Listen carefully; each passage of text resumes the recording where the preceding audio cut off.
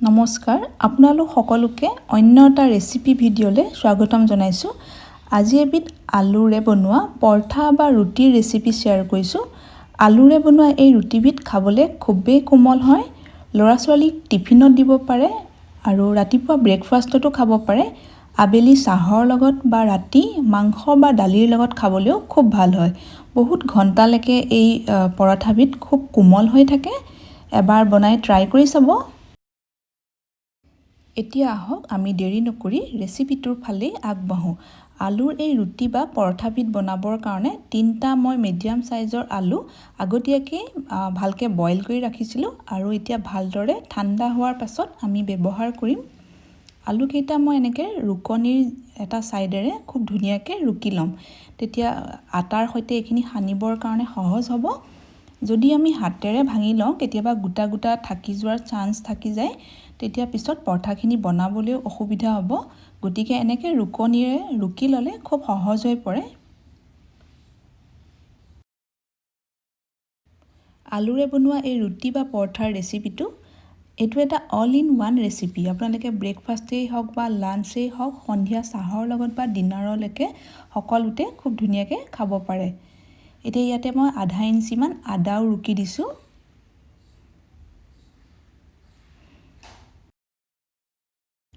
আলুৰ এই ৰুটি বা পৰঠাবিধত অকণমান গোটা জিৰা আৰু আজৱাইন দি দিলে খাবলৈ খুব ভাল হয়। গোন্ধটোও ভাল হয় আৰু টেষ্টটোও ভাল হয়। ইয়াতে মই আধা চামুচ গোটা জিৰা আৰু আধা চামুচ আজৱাইন দিলোঁ। সৰু সৰুকৈ কেঁচা জলকীয়া কাটি দিব পাৰে। মই ইয়াতে জলকীয়া ব্যৱহাৰ কৰা নাই, গতিকে আধা চামুচমান ইয়াতে মই চিলি ফ্লেক্স দিলোঁ। আলুৰ এই পৰঠাবিধ সাধাৰণতে ময়দাৰে বনোৱা হয়। মই ইয়াতে ময়দাৰ লগতে আটাও ব্যৱহাৰ কৰিছোঁ। প্ৰায় এবাটি ময়দা আৰু এয়া আধা বাটি ইয়াতে মই আটা লৈছোঁ। 3টা আলুৰ জোখত মই এই জোখখিনি লৈছোঁ। ইয়াতে প্ৰায় 7-8খনমান পৰঠা হ'ব আৰু এই পৰঠাবিধ খুব পাতলাকৈ আমি বেলিব লাগে। তেতিয়া পৰঠাবিধো কোমল হয় আৰু ইয়াৰ টেষ্টটো তেতিয়া বেছি ভাল হয়। আপোনালোকে যদি অকল ময়দাৰে বনাওঁ বুলি ভাবে তেতিয়া ইয়াতে গোটেইখিনি ময়দাই ব্যৱহাৰ কৰিব। আধা চামুচ চেনি দিলোঁ আৰু ইয়াতে মই আধা চামুচমান নিমখ দিছোঁ।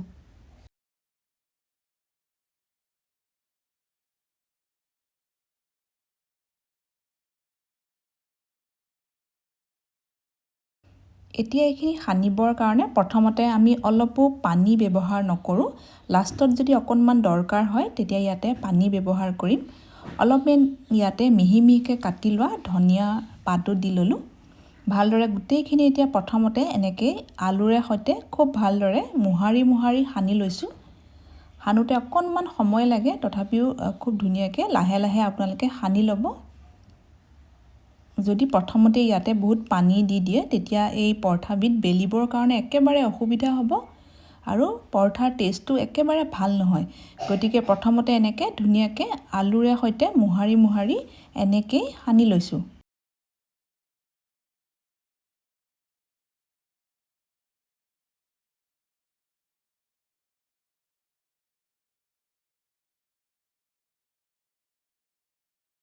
এতিয়া ইয়াতে প্ৰায় এচামুচমান হ'ব এনেকৈ পানী অকণমান এনেকৈ ছটিয়াইহে লৈছোঁ আৰু খুব ভালদৰে গোটেইখিনি আকৌ মিক্স কৰি সানি লৈছোঁ। এই আটাৰ যিটো আমি ডো ৰেডি কৰিছোঁ, ডোটো বহুত বেছি কোমল কৰিব নালাগে। যিহেতু এইখিনি আমি অকণমান সময়ৰ কাৰণে ৰেষ্ট দিম, গতিকে অকণমান টাইটকৈ এইখিনি আমি মাৰিব লাগিব। আৰু আলুৰ পৰা যিহেতু পানী ওলাবই, একেবাৰে লাষ্টত ইয়াতে আধা চামুচমান ৰিফাইন তেল দি ভালদৰে খুব ধুনীয়াকৈ সানি লৈছোঁ আৰু এইখিনি প্ৰায় 15 মিনিটমানৰ কাৰণে এনেকৈ ঢাকি ৰাখি দিম। তেতিয়া অলপমান ভালকৈ ছেট হৈ পৰিব। পৰঠাৰ টেষ্টটো তেতিয়া খুব ভাল হ'ব।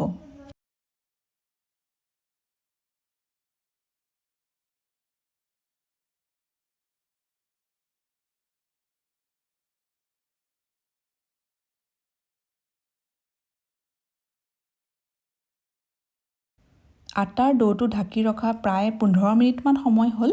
এতিয়া এইখিনি আৰু 2 মিনিটমান সময়ৰ কাৰণে মাৰি ল'লোঁ, তেতিয়া কোমল হ'ব পৰঠাখিনি। এতিয়া মই মিডিয়াম চাইজতে লাৰুখিনি বনাই লৈছোঁ। বহুত বেছি যদি আমি ডাঠ কৰোঁ এই পৰঠাবিধ তেতিয়া খাবলৈ ইয়াৰ টেষ্টটো ইমান ভাল নহয়। গতিকে পাতলাকৈ পৰঠাবিধ আমি বনাব লাগিব। আৰু যিহেতু ইয়াত আলু দিয়া আছে গতিকে ইয়াৰ টেষ্টটো খুব কোমল হয়, খুব ভাল হয়। আপোনালোকে আজিৰ এই ৰেচিপিটো যদি চাই ভাল পাইছে ভিডিঅ'টোত এটা লাইক কৰিব আৰু পাৰিলে ভিডিঅ'টো শ্বেয়াৰো কৰিব। আৰু নতুন নতুন ৰেচিপিৰ নটিফিকেশ্যন পাই থাকিবৰ কাৰণে আপোনালোকে চেনেলটো ছাবস্ক্ৰাইব কৰি ৰাখিব।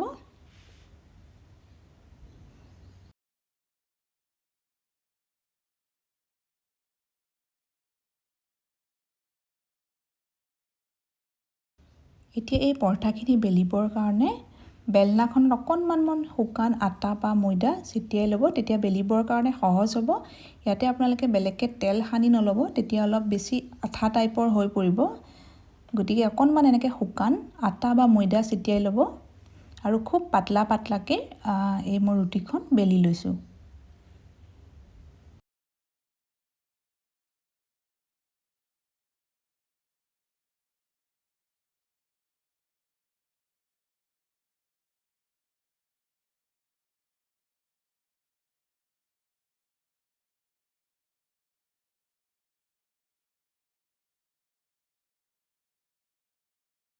আলুৰ ৰুটিখন এয়া মই খুব পাতলাকৈ বেলি ল'লোঁ, দেখি ধৰিব পাৰিছে চাগে।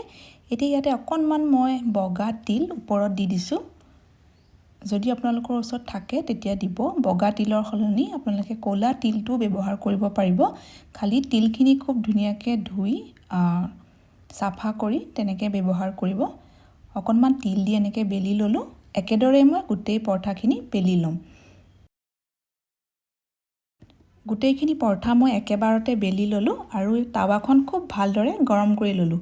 এতিয়া গেছৰ ফ্লেমটো মিডিয়ামত ৰাখি খুব ভালদৰে দুইটা ছাইডে 2 মিনিটমানকৈ সিজিব দিছোঁ। আৰু পৰঠাখিনি আপোনালোকে সেকিবৰ কাৰণে ইয়াতে ৰিফাইন তেল ব্যৱহাৰ কৰিব পাৰে বা বাটাৰ ব্যৱহাৰ কৰিব পাৰে। মই অকণমান ঘিউতে পৰঠাখিনি সেকিছোঁ। এনেকৈ ঘিউত বনোৱাৰ পিছত গৰমে গৰমে খাবৰ কাৰণে বেছি কোমল হয়। যদি আপোনালোকে টিফিনত দিয়ে তেতিয়া অকণমান ৰিফাইন তেল বা বাটাৰ দিব। অকণমান এয়া ঘিউ লগাই খুব ভালদৰে এনেকৈ চাৰিওফালে লগাই দিছোঁ। একেবাৰে বহুত বেছি ঘিউ বা তেলো এইবিধ পৰঠাত প্ৰয়োজন নহয়। অকণমান এনেকৈ লগাই ভালদৰে স্প্ৰেড কৰি দিলেই হ'ব। আৰু এইবিধ পৰঠাত আপোনালোকে ঘিউ তেল বা বাটাৰ একো নিদিয়াকৈও যদি শুকানেও খায় তেতিয়াও খাবলৈ খুব টেষ্টটো ভাল হয়। শুকানেও আপোনালোকে বনাব পাৰে। প্ৰথমখন পৰঠা মোৰ ৰেডি হৈ গ'ল। একেদৰেই মই বাকী পৰঠাখিনিও বনাই ল'লোঁ। আৰু এই পৰঠাৰ লগত খাবলৈ আমি চিকেন ড্ৰাইকৈ ফ্ৰাই কৰিছিলোঁ। আৰু আজিৰ এই ৰেচিপিটো চোৱাৰ কাৰণে আপোনালোকক বহুত বহুত ধন্যবাদ জনালোঁ। ৰেচিপিটো কেনেকুৱা পালে কমেণ্ট এটাত জনাব।